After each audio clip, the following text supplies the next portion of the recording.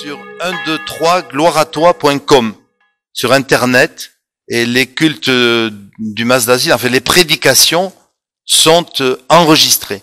Et je remercie Robert pour son ministère.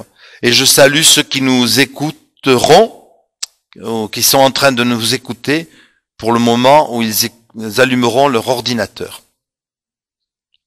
Et je rappelle qu'on est ici à Rieubache, paroisse protestante, commune du Mas d'Asile, en Ariège.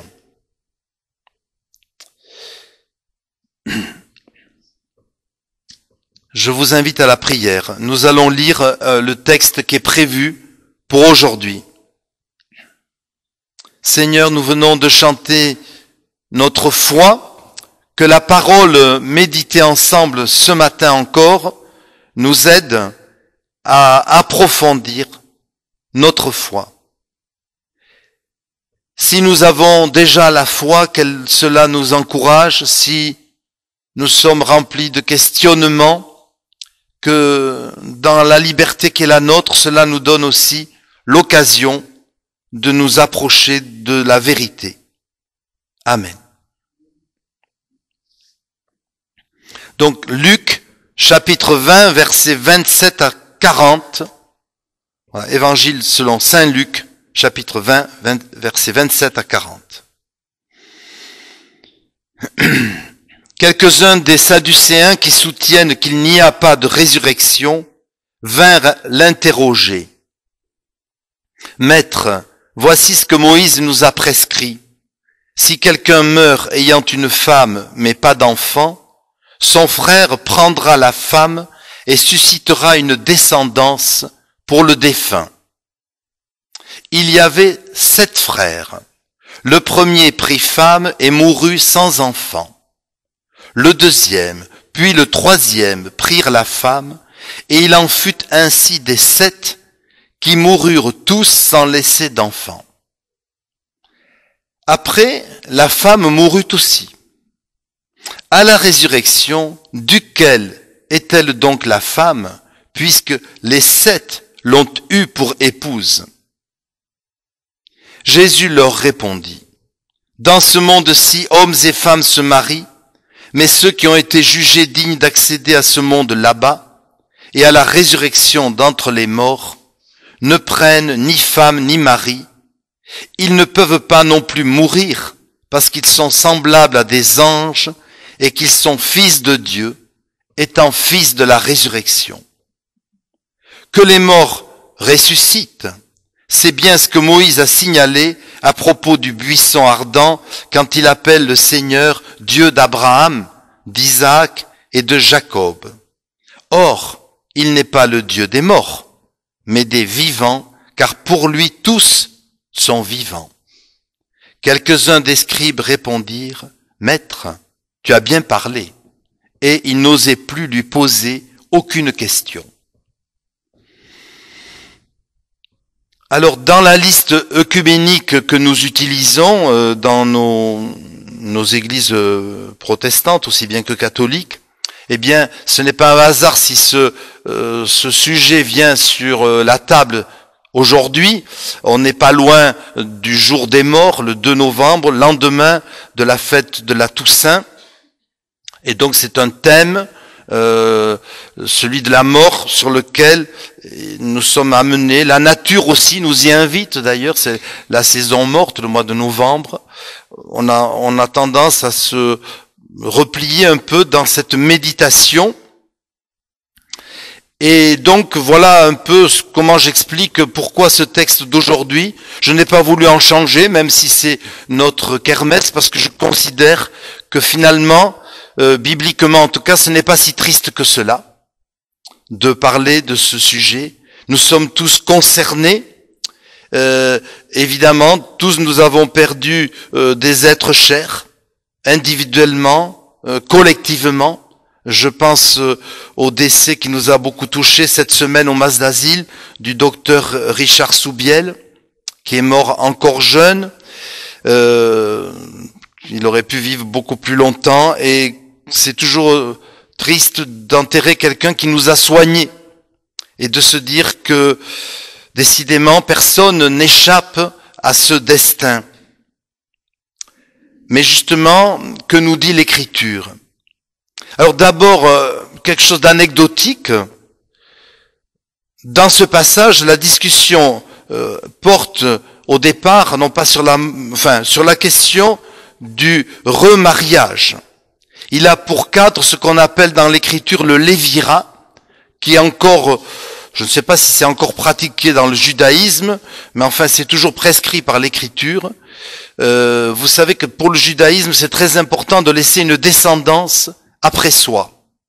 Or, il y avait une loi de Moïse qui disait que si dans une fratrie, un frère mourait sans avoir eu le temps d'avoir des enfants, eh bien, son autre frère devait épouser la veuve, parce qu'il fallait absolument qu'il y ait des enfants.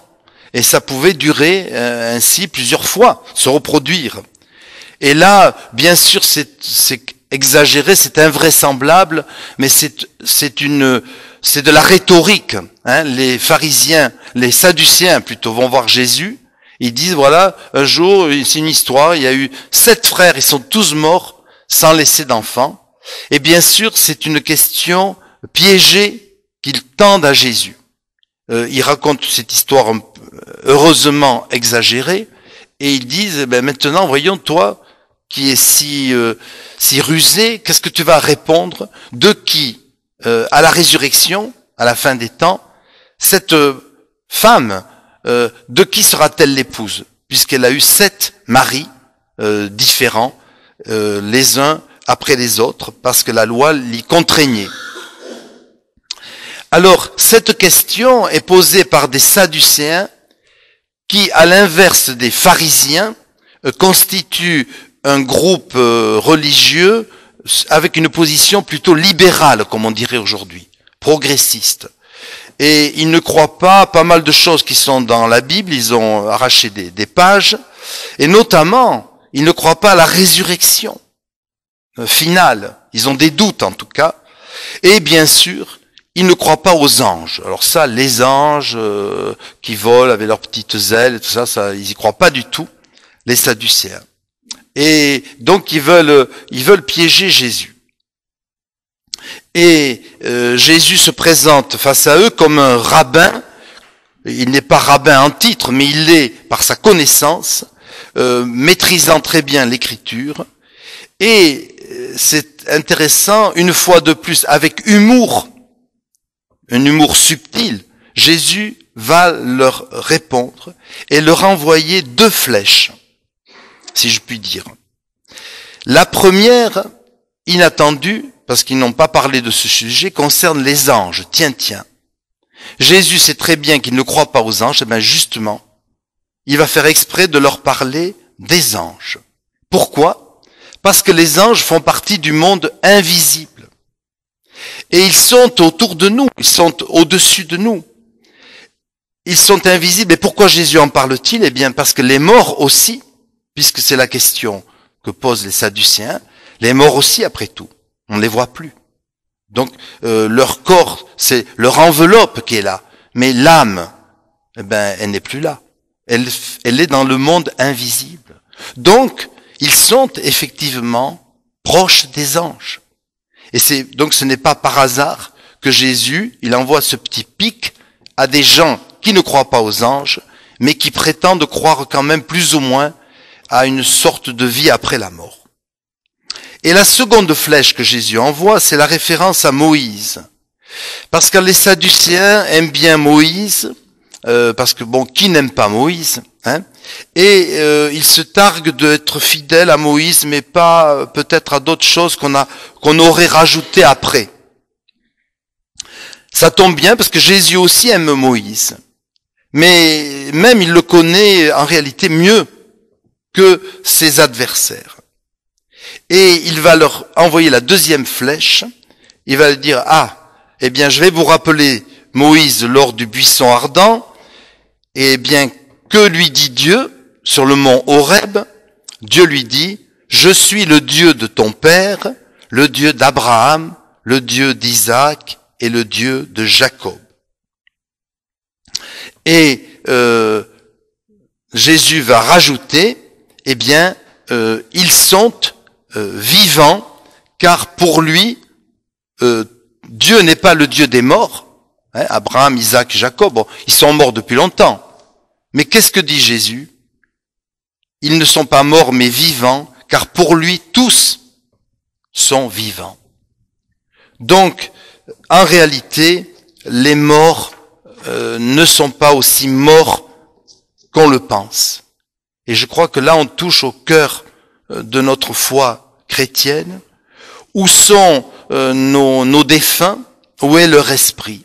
Eh bien, il est dans ce monde de l'invisible, proche des anges, je le redis encore, et pour Dieu, ils sont vivants. Donc, ça veut dire, voilà la réponse de Jésus, il y a bel et bien une vie après la mort.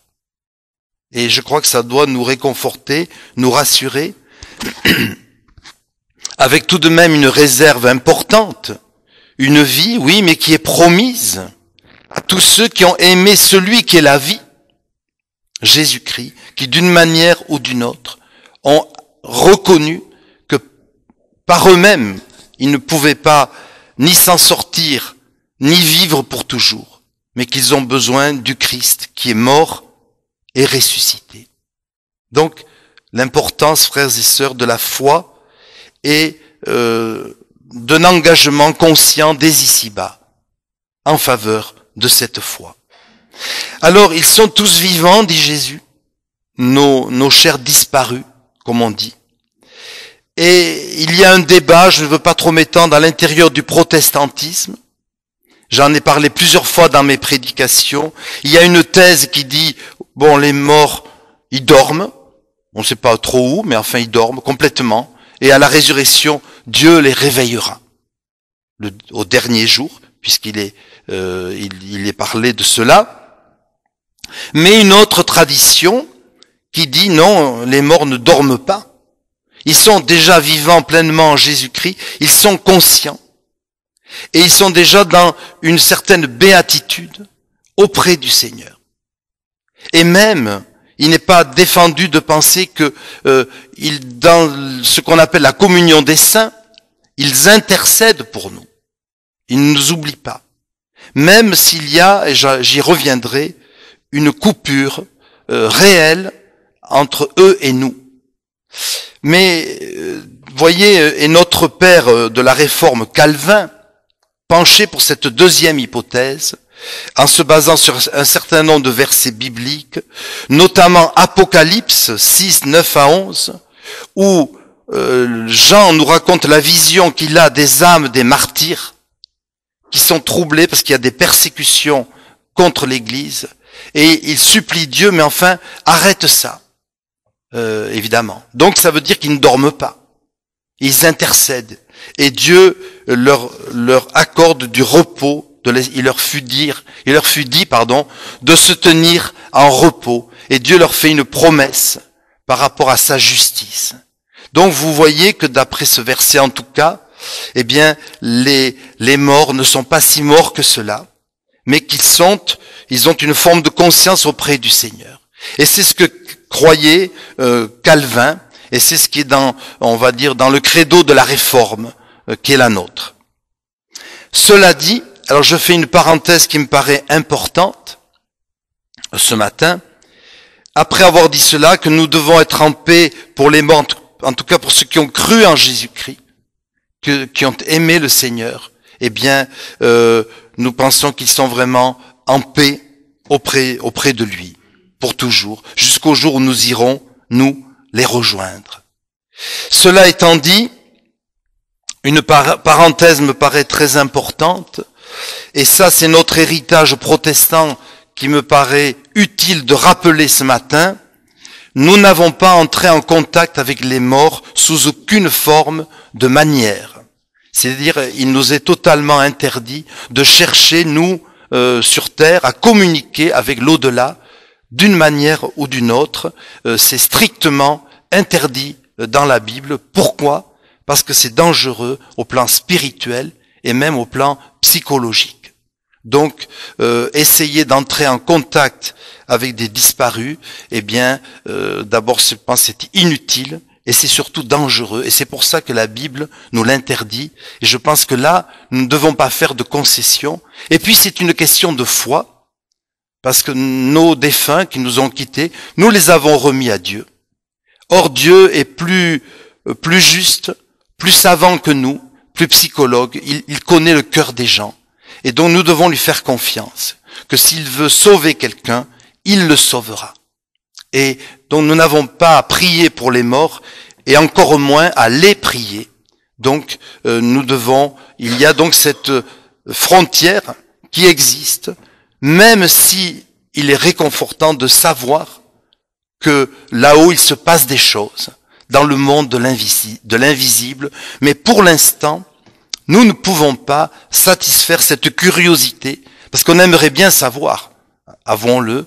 Eh bien, il nous est dit d'être patients jusqu'au jour où nous irons les rejoindre. Et en attendant la résurrection générale de tous les morts. Et alors ce jour-là, ce sera la grande fête. Mais, vous savez comme moi, une fête, il faut pas vouloir aller trop vite, sinon la fête est ratée. Donc, ne soyons pas trop impatients. Alors, frères et sœurs, je termine voilà ma conclusion. Soyons consolés, soyons remplis d'espérance, parce que Dieu n'oublie pas ni les vivants ni les morts, et il y a vraiment une espérance, plus qu'une espérance, une certitude pour ceux qui quittent ce monde. Et le second point, il y a aussi urgence à croire et à témoigner. Je parlais tout à l'heure de laisser des versets bibliques un peu partout, parce qu'il y a des gens qui se sont convertis en les trouvant. Eh bien, la seule certitude que nous avons après la mort, c'est de croire en Jésus-Christ. Et toutes celles qui croient en Christ, nous sommes sûrs qu'ils sont sauvés, qu'ils sont auprès du Seigneur. Et puis, enfin, cela nous oblige à vivre, je n'entre pas dans ce débat, il y a un débat sur la sexualité des anges, etc. Eh bien, ce que je retiens simplement, le troisième point de ma conclusion, nous sommes appelés à vivre un certain détachement ici-bas par rapport à toutes nos attaches, justement, détachement pour tourner nos regards vers l'essentiel, vers ce qui subsiste et non vers ce qui finalement est fluctuant et a tendance à disparaître. Donc attachons-nous à l'essentiel, c'est-à-dire à Dieu, à notre amour pour le Seigneur, qui nous fera passer de la mort à la vie. Amen.